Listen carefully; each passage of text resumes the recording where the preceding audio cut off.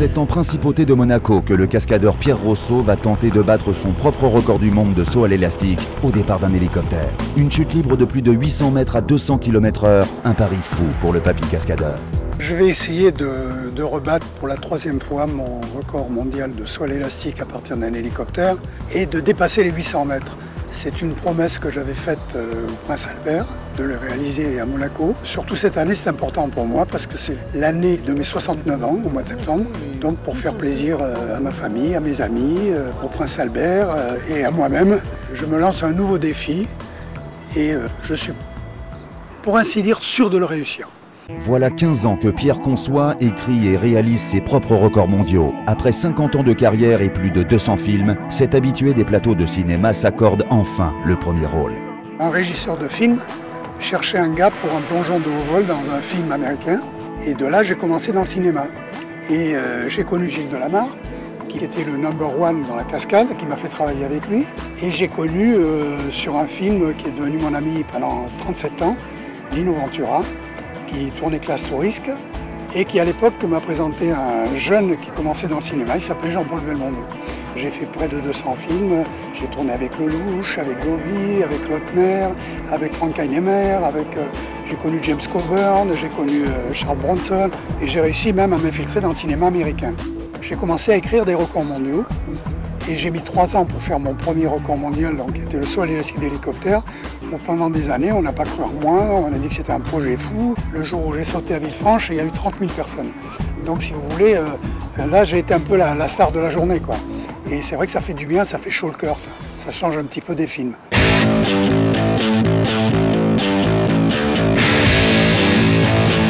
Avec 5 records du monde en 13 ans, Pierre enchaîne les exploits. En 91, il ouvre le bal avec un saut à l'élastique de 700 mètres. Record battu en 94 en atteignant les 800 mètres. Suit la même année une descente en rappel de 500 mètres au départ d'un hélicoptère pour finir en 97 par un aller-retour Nice-Calvi accroché à un trapèze placé sous un hélicoptère. Pierre va maintenant tenter de réaliser un 6e record mondial à l'aube de ses 70 ans. Je ne suis pas un mec hors norme, je suis un mec qui aime l'adrénaline, qui a aimé son métier, puisque j'ai fait plus de 200 films, et qui est toujours bien préparé mes cascades. Il est vrai que le risque zéro n'existe pas, je fais tout pour qu'il n'y arrive aucun problème, mais je peux toujours être à la merci d'un problème technique, et même moi d'un problème physique. Mais je fais le maximum pour que ça n'arrive pas. Pierre rend visite à son cardiologue pour une série d'examens approfondis, un test d'effort et recevoir les toutes dernières mises en garde avant le grand saut.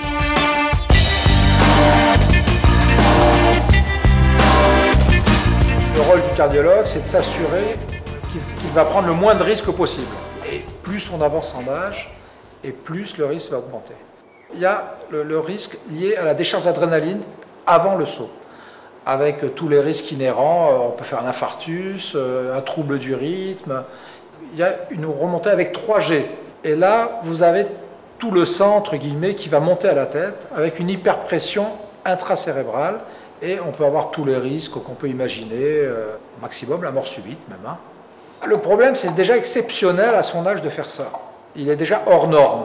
Théoriquement, déjà, il devrait déjà être contre-indiqué depuis longtemps. C'est un peu irraisonnable de le faire. De toute façon, je pense que moi, je suis toujours à l'étude, malgré les renseignements des médecins, je suis toujours à l'étude de mon corps et je n'irai pas plus loin. Voilà. Vu que j'ai d'autres projets après le saut à l'élastique, ben, il faut que mon cœur soit toujours en bon état. Et comme j'ai fait confiance à 100% avec le docteur Mistretta, à chaque fois, je passe à la casserole.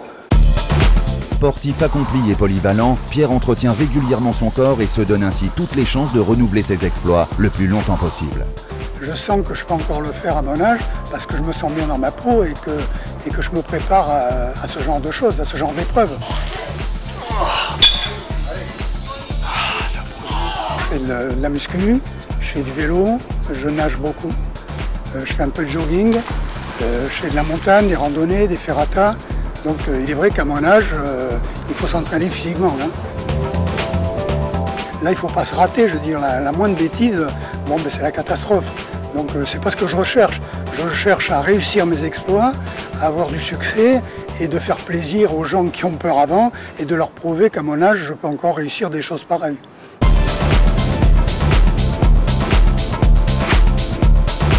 Retour à l'héliport. L'équipe en charge de l'élastique est en pleine activité. Ce cylindre en fibre de verre, solidement sanglé à l'hélicoptère, va recevoir les 150 mètres de l'élastique qui va s'allonger de 4 à 5 fois sa longueur initiale. Une mise en œuvre minutieuse pour un saut hors norme.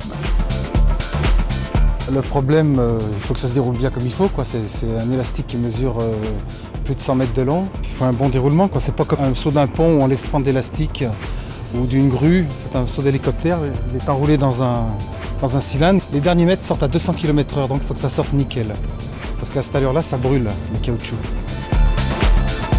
L'élastique a demandé une semaine de préparation par 4 personnes, dont la technique est assurée par Bernard Marot, qui travaille avec moi depuis 1991, donc il a assuré tous mes recommandos.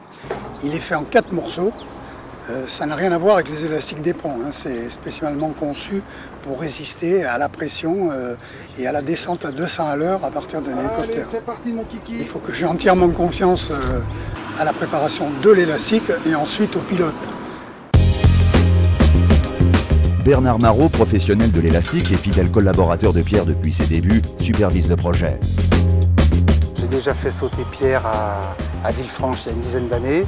Il a voulu renouveler ça, rebattre son record du monde. Mais étant donné qu'il a un petit peu vieilli, j'ai préféré l'entraîner un petit peu à Fréjus, avant le grand saut. L'élastique, finalement, c'est plusieurs élastiques. C'est 3-4 gros élastiques ensemble qui pèsent 160 kg, plus de la corde. Enfin, c'est vraiment un grand saut, quoi. C'est un truc un peu exceptionnel, hors norme. Si ça se passe mal, il risque d'être pendu 15 minutes. C'est pour ça que je préfère l'entraîner pour être sûr du coup, quoi. Le plus dur, c'est la dépose au sol. Une fois qu'il aura sauté, il va être pendu environ 300 à 350 mètres sous l'hélicoptère. Et devant le port de Monaco, il y a des bateaux, il y a des yachts, même s'il y a la police pour faire la circulation, ils ne pourront jamais tout gérer. Il va falloir qu'il lance une corde d'environ 50 mètres avec un plomb au bout. Il faut qu'on attrape cette corde avec le bateau, c'est déjà pas évident vu le balancement. Une fois qu'on a attrapé cette corde, on va le tirer à l'intérieur de notre bateau. Et à mesure, on fait descendre l'hélicoptère. Et il faut que tout soit bien synchronisé. Et surtout, il faut que Pierre tombe pas dans les pommes ni rien du tout. Il faut qu'il puisse me lancer la corde. On pousse sur les jambes comme dans l'hélicoptère. C'est prêt? Allez, go! Le saut d'une grue, accessible au grand public, n'est en rien comparable à celui que va tenter Pierre. Mais il se révèle simple et efficace pour tester à petite échelle les réglages du matériel et répéter à volonté les gestes que Pierre devra effectuer. Par contre, un jour, ce que je veux arriver à faire, avant mes 70 balais, c'est les 1000 mètres. Mais les vrais 1000 mètres. Mais plus je t'en donne, plus t'en veux, Pierre. Et des fois, il faut savoir s'arrêter. Non, mais les 1000 mètres, on peut le faire, hein. Puis il n'a pas fini, il va encore faire autre chose, il est toujours à la recherche de nouveaux trucs. Et à chaque fois, je l'appelle le grand-père, il me fait rire, quoi.